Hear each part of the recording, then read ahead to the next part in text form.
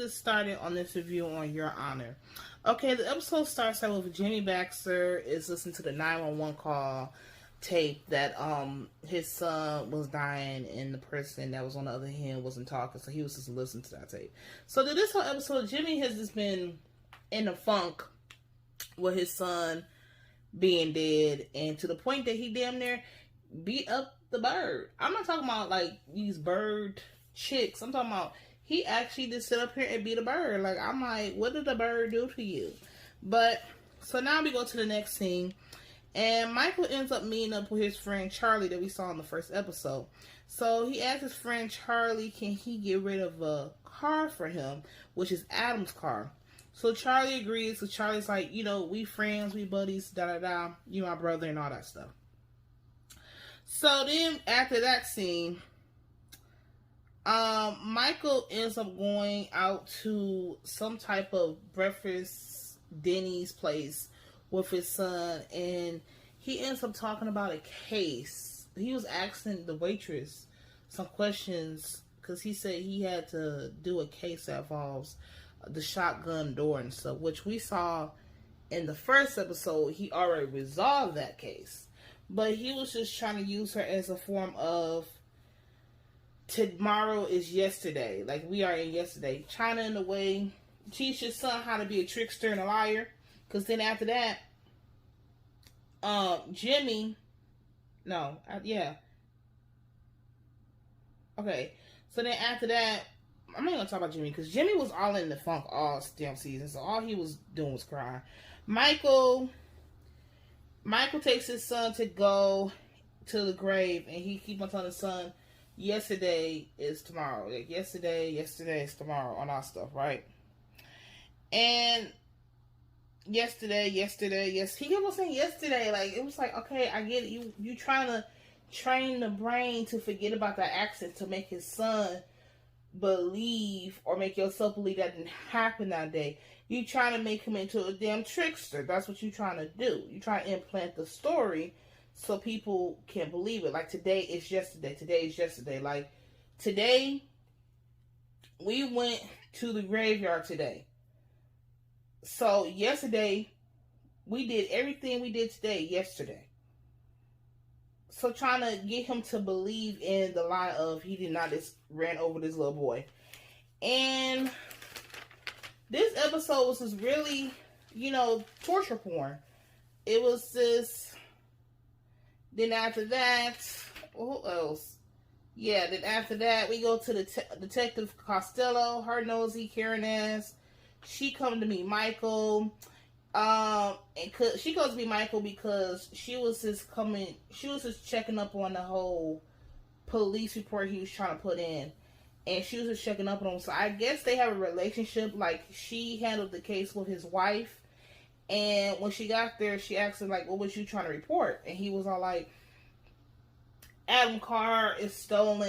And then he tried to go into another lie of, you know, it was her anniversary of her death and all this stuff. And the cop just called bullshit. And it was like, no, we're going to find the car. Don't worry. And all this stuff. So, and then we end up finding out when he's talking to the cop that his wife, that liquor store her son went to episode 1, and I guess she got shot in that liquor store by somebody. So then after that scene, we gotta go to the black boy who's like the main character, the street boy. He's one of the street boys, or street soldier boys, or soldier boy, or he just a soldier, whatever. He's just that street boy. So the street boy, he was going to get that car for... He works for Charlie. So I guess Charlie has connections with this gang called Desire. Okay, which is really not a... I mean, that's kind of a Desire. Like, that's the best gang name you can think of. But whatever.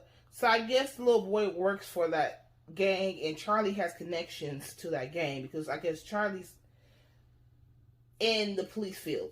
So next thing you know, he takes the car. He's driving the car. First of all, I don't know why he's driving this car, taking the car in the daytime. He should do it at fucking nighttime. Or, I don't know why Michael didn't leave the car in the garage. I mean, honestly, a lot of stuff could have been avoided if Michael didn't try to go and get Charlie to get one of the street boys to go and get rid of the car in broad daylight. So when he's driving, he lollygagging in the car like that's his car. He looking at the baseball thing, and I'm like, boy, you are in a dead man's car right now. Like, this is not the time. So then, you know, the basic thing gotta happen on time. He gets pulled over by the cops. They arrest him and all that stuff, and the one cop was all doing like, get your hands up. I want to shoot your fucking ass, dude. Get your hands up. So they snatch him out the car, throw him to the wall, and all that stuff. So, you know, he goes to the precinct.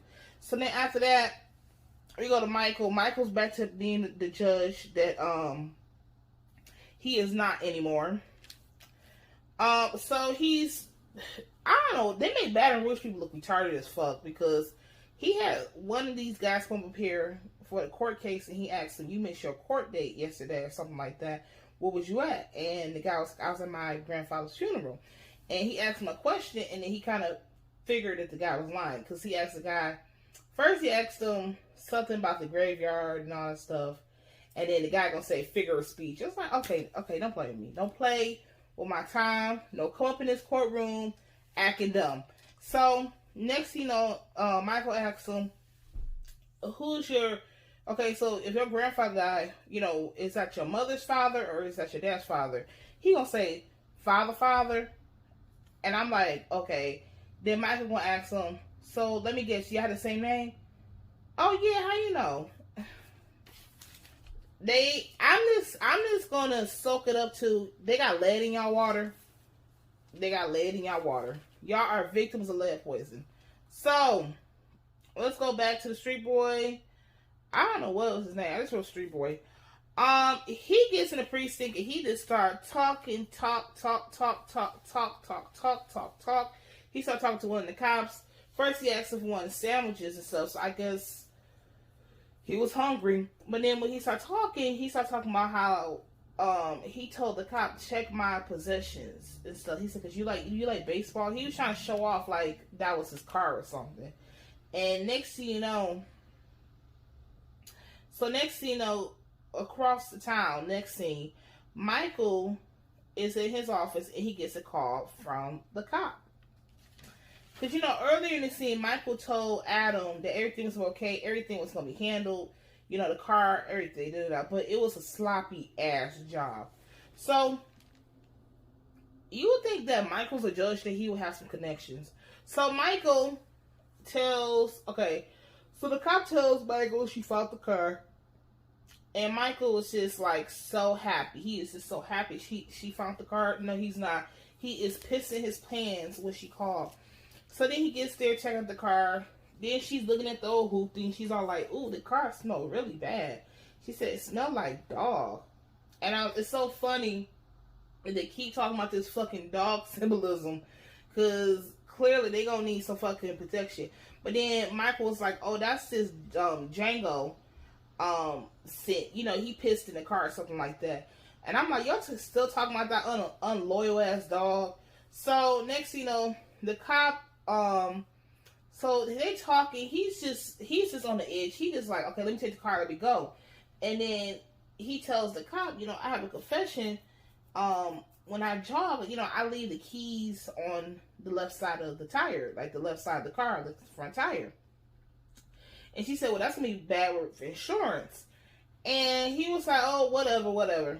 So next you know, then the cop starts to put together, she's like, maybe the car was stolen because it was connected to your wife's murder. And he was like, oh, I don't think that, right? So he's just really trying to get out of there as fast as he can. But she keep on asking questions to the point that it hits a nerve for him because he calls her Nancy. And then she said, you never called me Nancy before. He said, you haven't called me Nancy before. And he was like, oh, really? I can't remember. Oh, yes, the fuck you do. So she's just like this keep on picking. So then, next thing you know, the car drives off. So they sign the papers to take the car. The cop gets in the car. The car is pulling down the street. And when the car pulls off, the pieces from the motorcycle falls to the bottom of the car, like a hit and run. So now she like, what the hell? So next thing you know, they got to take the car in and keep it for evidence. So then they take him home. And when they take him home, his son is upstairs looking at photos of the mobster and all that stuff. And he gets there with the cop. And the cop, first of all, the cop already had an attitude with him because of what happened in the past. But my thing was, Michael, we're going to have to practice your poker face because you got to stop looking all scared when these motherfuckers be asking you questions. Now, you a whole damn judge now. See, this what happened to Annalise. Even on Annalise's most drunkest day. Okay? Y'all need to understand. I'm hiring Annalise. Annalise killed her husband and killed some other people. Well, she didn't kill her husband, but the students did. But hey, she didn't go to damn prison for that. But I don't know. I didn't see the last season though. So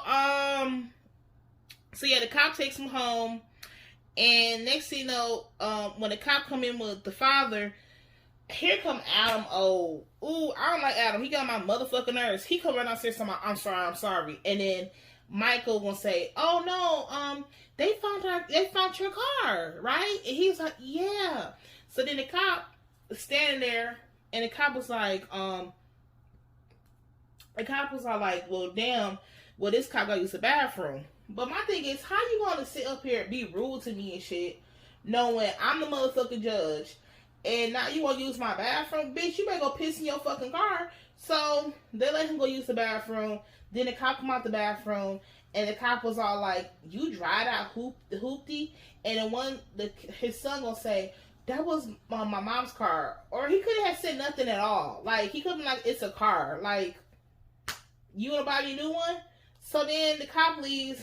Michael on the edge. Michael like, why the fuck would you say that? Why don't you just say you drove the fucking car? Now Michael like, well, god damn, how the fuck we gonna, first they got the car, and now we gotta find out other lies to think of.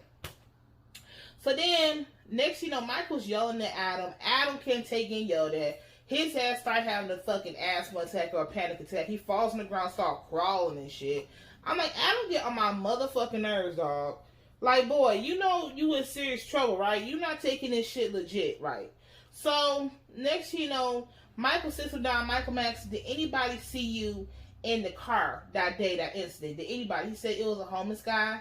And he said, well, is the homeless guy fucked up or something in the head? He was like, no, he was kind of like in the middle. So then he said, who else? Like, did you stop anywhere? He said, well, I stopped and got some gas. And he said, what the fuck? You just hit somebody and left them dead right there in blood and left. Like, why are you stopping places? He said, well, I had to stop and get gas, you know. So then he said, okay, did anybody at the gas station see you? He said, well, it was this one guy, he blowed his horn. So then, like, Michael just like, okay, I gave birth to a goddamn idiot. So, or his mother did, but shit, he was in your nuts, so both of y'all hands with this one. So then, next you know, Michael sits down, and he asks Michael, okay, did you use your inhaler that day? He was like, yeah. He said, okay, Adam, what is your inhaler? You know, what is your scooter? Where is your scooter? Because you should in a handicapped scooter. Where is your scooter? Where is it? Like, are you okay? Where is your scooter? And Adam just looks up in the air, and it's just like a dead silence. Like, Michael looking like, I'm fucked, you fucked, we both did. Like, this is just so stupid. So now, Adam, like I said, Adam get my motherfucking nerves. Like, they can take his ass for me. It's y'all can kidnap Adam for me. So then, next thing you know, where is your scooter? Where is your scooter? So now, we go to the cops. So now the cops got the little street boy locked up somewhere in the warehouse because they took him from the precinct because the one cop he was talking to called one of the detectives that worked for Jimmy. So they took him to some warehouse thing, got him handcuffed, and next you know, they start doing torturing. So they torturing little boy and all types of stuff now. So then after that torturing, they asked him with a cell phone that he, like I said, he's innocent. He don't know. He just know that his job was to take the car. He didn't know that somebody got hit with the fucking car. So next thing you know, the cops end up running to his mom's house. A SWAT team, they come there, they got the gun. They all like, put your hands up. And they ask her where the phone at. And she like, I don't know where the phone at. So everybody like, who the fuck is the phone? It's like, bitch, I don't know who the phone is at. So then, next thing you know, the little boy is locked up. So they show like a scene when it's like all these black guys are in jail sitting there, and 9 times out of 10, a lot of people that do go to prison don't usually be doing nothing, but because of the corrupt system that we have on this planet called America, that, you know, usually the innocent usually get locked up more than the person that's not innocent. So, but I'm glad a lot of motherfuckers that's bad trying to get their karma. Thank you, timeline. So, next thing you know, the little boy is sitting in there in his cell. This guy gives him a phone. He grabs the phone, put the phone to his ear, and I guess one of the head bosses, right, tell him, listen, youngin, you a soldier. You a soldier, dog. You know, I'm gonna take care of your family. I'm gonna take care of your mama. But I need you to do one thing. He was like, what? You need to take the plea deal. Like, bitch! So then he was like, but the little boy's like, I didn't do nothing. Why would I take a plea deal? He was like, so what if I don't take the plea deal? He said, I can't promise your mama or your family gonna be safe. Like, bitch, I go get a motherfucking Wizard Wine and fuck your ass up. This some bullshit. So then you end up finding out, so they take the little boy to court. They in there in court. Next thing you know, they make it like he's a menace to society. He's dangerous. Blase. But honey, most menace of the most evil people to society is the people that make them stupid ass laws. It be dumb motherfuckers. And this episode kind of really reminded me of Fargo when it came to Candace people against the Italians, and how the Italians started to get themselves, you know, combine themselves into the political business, the cop work. Like, they start combining themselves into these people that's in these high places that make laws and that can order a SWAT team to come and ram into your house and put guns in your face and nothing to happen. So it really reminded me of that Fargo energy. So then next thing you know, he gets there. They make it like he's a menace to society, and they said he's in a gang, and they was just trying to make the boy look real bad. So next thing you know, they take the boy to the side and take his top of his jumper off, and they spinning him around like he in an auction or some shit. I'm like, okay, do y'all do this in Baton Rouge in the court? Did they just take off your jumpsuit and shit? So then they gonna say, look, he got a gang symbol tattoo right here. He got a gang symbol tattoo from the Desires. We desires, boy. We don't need it. I'm sorry, but that name is a no for me. Like, I would not be getting no tattoo called Desire. But so then they asked the little boy, you know, do you plead guilty or not? And he was like, he pleads guilty. So now his mother, she's shaking up. His old fake ass homeboy back there hugging mama, talking about, it's okay, mom. Like, get the fuck off of me. So then she sees the judge that handled her case because he was fair. So she runs up to Michael. She's like, you's a good man, Nessica. You's a good man. Can you help my child? And he was like, ma'am, I can't fucking help your fucking child, bitch. Like, I mean, I'm sorry. Like, it was just fucked up. It was just fucked up. So the boy, he's going down for fucking murder that he did not commit. So now Michael's on the edge because Michael didn't sit here. Okay, so Michael and his son has fucked up 2 households. They fucked up the mafia household and they fucked up this black lady's household. Like, y'all are just fucking up everybody's household. So I'm really like irritated with Michael and his son. But yeah, now, so now we know it's Charlie that told the little boy to the plea deal. Well, Charlie contacted one of the head members of the gang to tell the boy to take the plea deal so it won't come back on him. So now we go to Michael, and Michael's meeting up with Lena, who he asked out early in the episode, who's a lawyer.